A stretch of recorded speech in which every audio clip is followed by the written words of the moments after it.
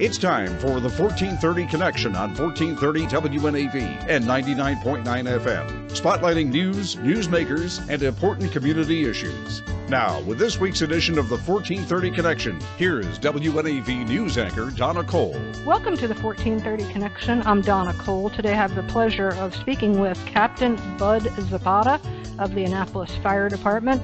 And Captain Zapata is relatively new not with the Annapolis Fire Department, but new in the role of Public Information Officer. So thanks for talking to me today, Captain Zapata. Thank you, Donna, for having me today. Tell me what you were doing before Public Information Officer. So before the Public Information Officer, I was actually assigned to the Fire Marshal's office, which I am still currently. So in addition to my duties as a Fire Marshal, I do the Public Information Officer as well. Okay. Was this sprung on you, or was this something that you raised your hand willingly? Was this you went kicking and screaming into this? We've been without a public information officer for a long time, and you might not know this, but I have been begging for a public information officer because the capital city, I think, needed one. And I'm glad Kenny is back on doing social media, and we're talking about firefighter first class Kenny White. But we needed that role. So how did you end up here? So, interesting enough, Chief Romali, he's our new fire chief that took that position just a little bit over a year ago. And just a little bit of new changes in the administration and how things are run. And Chief Romali knows very well, as long as the Deputy Chief Spriggs, that information is important to the public, and I know that the public needs to know as well. That way, it can calm things down. If something, of course, you hear noises and stuff like that, you're always wondering, oh my gosh, why is there all these fire engines? Well, we want to make sure that we can get that information, especially now we're in 2020, and everything has gone to digital and internet, even learning to these days. So they wanted to have someone there that could boost that information out to the residents of Annapolis, and I gladly accepted the responsibility to say, this is something that I would love to do. I'm very well versed with a little bit with social media, and we wanted to make sure we continue that. And as we do it, it's a work in progress. We're doing our best, and we're communicating with other agencies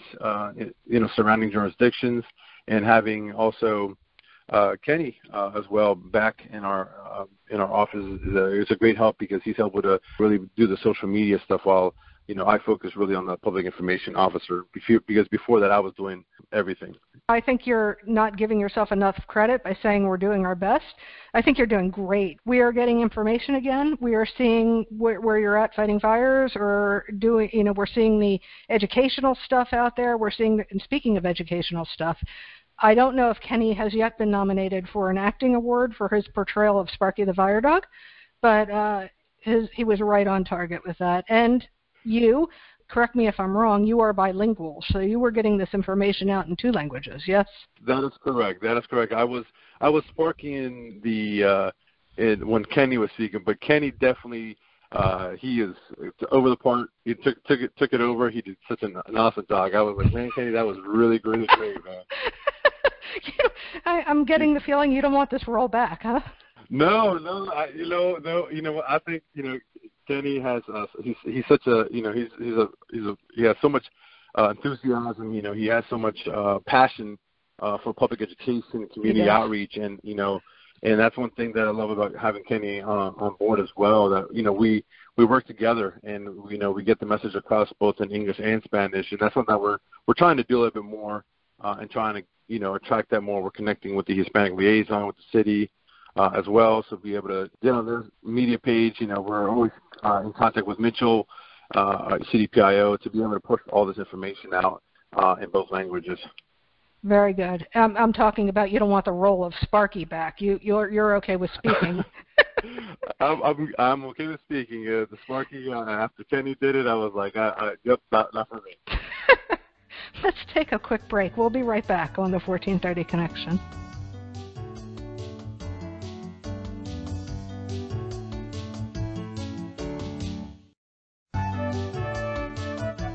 Welcome back to the 1430 Connection. I'm Donna Cole. I have the pleasure today of talking with Captain Bud Zapata. He is the Public Information Officer for the Annapolis Fire Department.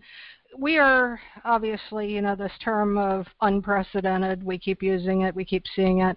We are in this really weird period of our history with COVID-19. How have you all responded as firefighters and paramedics? How has that changed from the beginning days to today? And I understand from having done a recent 1430 connection with another firefighter for Anne Arundel County, that in the early days he saw people coming in with the pulsometer, pulse ox, being really low, but people not having the symptoms that would suggest anything was wrong with them, so they did not know that was a attribute to COVID. A lot of things have changed from the beginning to today, yes? No, that's correct, Donna. And I think that what we have done as a department, and just even surrounding departments, we've kind of keep looking at the research and data. We're always communication. We have weekly meetings.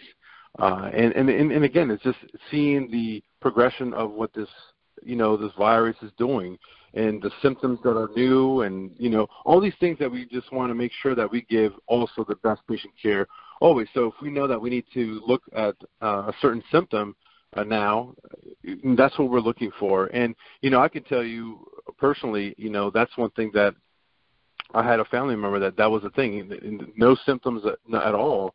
But for some reason, the pulse oximetry, which measures your oxygen in your blood, was getting lower and lower. So it would seem very strange. Oh, that's one thing that we have tools. We have pulse oximetries, pulse ox in our EMS bags, and that's something that we always carry, we always use. So that's something that we're always just keeping up. Okay, now we have to make sure we note this, even though the person's feeling well. Let's check their oxygen. This is something that we can, it may help us find that maybe this is the reason why they may be feeling different, or having difficulty to walk up the stairs when they didn't have that before. Right. So were any of your I'm sure you had, how many firefighters were affected personally? Can you tell me that number with infected? I don't have an exact number from our department. I can tell you that I was personally affected at one point. And it's very similar. It was just barely no symptoms, and then eventually I lost my taste and the sense of smell. And then my pulse ox was my oxygen was going down. Again, I didn't even know, but I did seem like I was getting more tired. But relatively all of our guys in our department, we're being proactive to make sure that we keep not only each other safe, we're also keeping the public safe. Right. Have you gotten your sense of taste and smell back? Yes, I have, and I'm glad that I did. That's good. Yeah, so the firefighter that I was speaking to a couple weeks ago, he said it's such a problem because when you're cooking, and you are well aware that cooking is a large contributor for maybe the largest, I think you've said on social media, the largest problem with fires in the house, right? Yeah, unattended cooking, basically, yeah. Yeah, so with him, although he was attending to it, he couldn't smell something burning even if he was right next to it. Right. Unless he has it uncovered, and see that something's, turning black when it should be, right. Not black. Yeah, exactly. So, did you require hospitalization, if you don't mind me asking?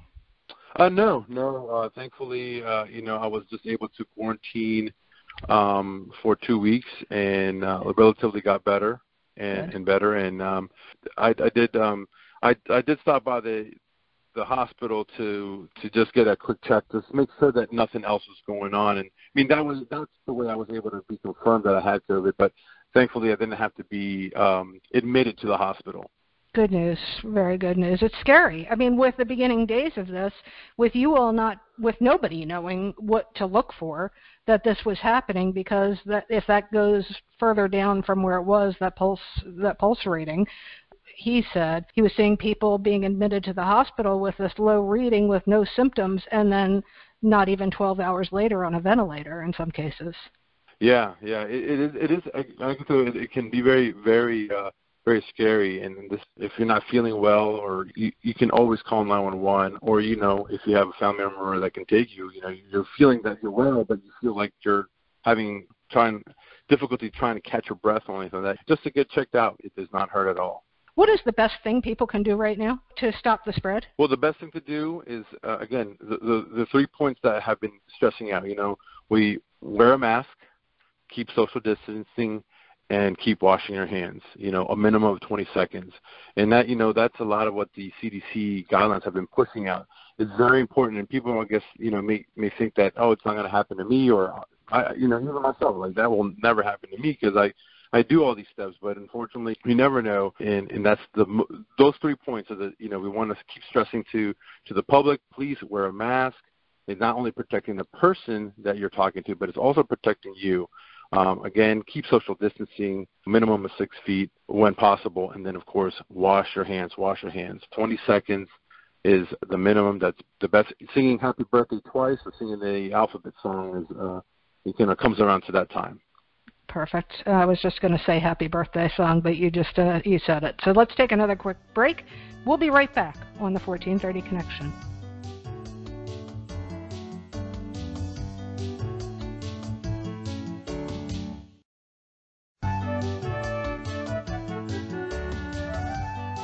Welcome back to the 1430 Connection. I'm Donna Cole. I'm speaking today with Captain Bud Zapata of the Annapolis Fire Department. He is the new Public Information Officer. All right, so let's talk about Text 911 because last time that I've had a fire department PIO on, Text 911 has come out in the meantime. So what is Text 911? What does that mean? So Text 911 is basically the ability to be able to send a text message to the 911 dispatch center in case you are not able to make a verbal phone call. If, let's say, that you're actually in trouble and you have the ability to text, you can text that information to our dispatch center. And again, sometimes if you recall, maybe a couple of weeks ago, there was like a national 911 disconnection that happened, that 911 centers were down. But in some of the articles we had read, that actually texting actually went through. Because again, we have backup generators and all that stuff for these 911 centers, of course. So, but they said that the text was able to go through in these cases. Of course, it didn't happen here in the state of Maryland, but I did hear that in other states that was something that did definitely help. And Text 911 is nationwide, so you literally dial 911 or put 911 into your text and then send who, what, when, why, where, and how. Send as many details as you can, right? So Text 911 is officially all in the state of Maryland and now has been pushed, and it's almost nationwide because I know that there's some areas, of course, that are still working to get that, but it's something that other states have already implemented and are already doing. Okay. And what do you want to put in your text? Do you want to put your name? You want to put where you are and what's going on, right? Yes. The important things is, and again, depending on your situation, again, your address, a callback number, if we need that as well. Let's say that the voice activation or the voice call can come back, we can call. But again, that's always important that we know that your location, your name, and then what's going on, what's bothering. All right. Here's something that I constantly think about because I have a teenager. Quite often we see government agencies on Facebook and on Twitter and on Instagram, but where our teenagers and 20-somethings and to some extent 30-somethings live is on Snapchat.